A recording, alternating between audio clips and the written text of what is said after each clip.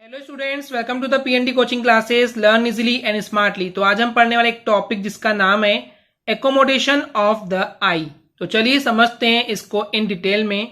तो जैसे कि स्टूडेंट्स हमने पिछले लेक्चर में पढ़े थे ह्यूमन आई क्या होती है, और वहां हमने आपको बताया था कि यहाँ पे इस ह्यूमन आई के अंदर सीलियरी मसल्स होती है, और जो सीलियरी मसल्स होती है वो बेसिकली ह्यूमन आई के अंदर जो क्रिस्टलाइन लेंस प्रेजेंट होता है उसकी फोकल लेंथ को एडजस्ट करता है ताकि किसी भी ऑब्जेक्ट की इमेज जो है वो सही तरीके से रेटिना पर बन सके। तो वहीं से स्टार्ट करते हैं इस टॉपिक को कि एकोमोडेशन ऑफ द आई क्या होता है। बेसिकली एक प्रोसेस होती है जिसके द्वारा जो सीलियरी मसल्स होती है वो अपना काम करती है, अपना फंक्शन करती है, और उस काम के जरिए ह्यूमन आई के अंदर ये जो क्रिस्टलाइन लेंस होता है इसकी फोकल लेंथ को चेंज करता है ताकि जो इमेज है वो क्लियरली रेटिना पर बन सके।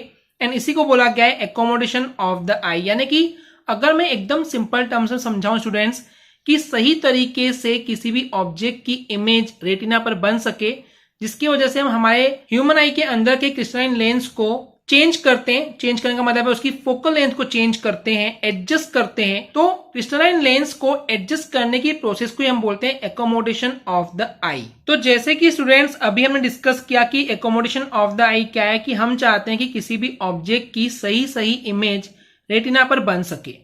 तो अब ये बात आती है कि जो ऑब्जेक्ट है वो ऑब्जेक्ट कहां पर है। तो दो सिचुएशन है। पहली सिचुएशन की जो ऑब्जेक्ट है वो बहुत ज्यादा दूर है, और दूसरा वो ऑब्जेक्ट जो है वो बहुत ज्यादा पास है। तो पहले समझते हैं फॉर फार ऑब्जेक्ट, यानी कि ऐसे ऑब्जेक्ट, ऐसी चीजें जो कि बहुत दूर हैं।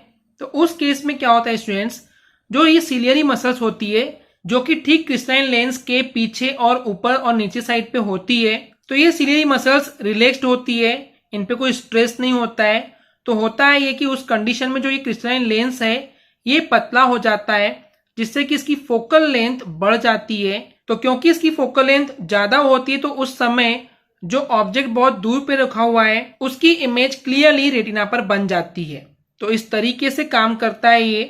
वहीं पे अगर हम बात करते हैं उन ऑब्जेक्ट्स के लिए जो कि बहुत ज्यादा पास में रखे हुए हैं, तो उस समय क्या होता है, जो सीलियरी मसल्स होती है ये कॉन्ट्रैक्ट करते हैं, यानी कि सिकुड़ने लग जाती है, जिससे कि जो ये क्रिस्टलाइन लेंस है वो बेसिकली मोटा हो जाता है, थिक हो जाता है, जिससे कि इसकी फोकल लेंथ जो है वो कम हो जाती है। एंड उसके बाद क्योंकि इसकी फोकल लेंथ कम हो जाती है, जिससे कि उस ऑब्जेक्ट की जो कि पास में रखा हुआ है उसकी इमेज रेटिना पर क्लियरली बन जाती है।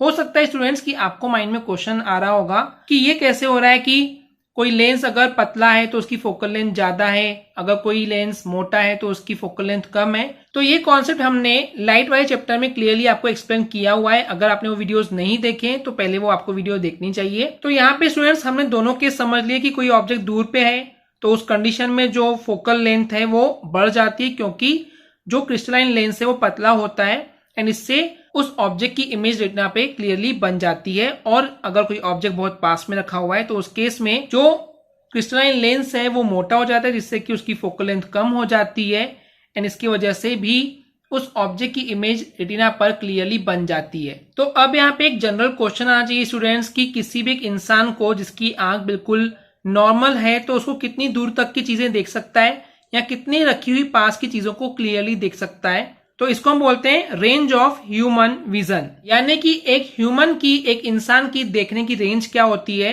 तो इसमें दो पॉइंट हो गए, far point and the near point. Far point यानी कि वो कितना दूर तक का देख सकता है, तो इसका आंसर है इन्फिनिटी।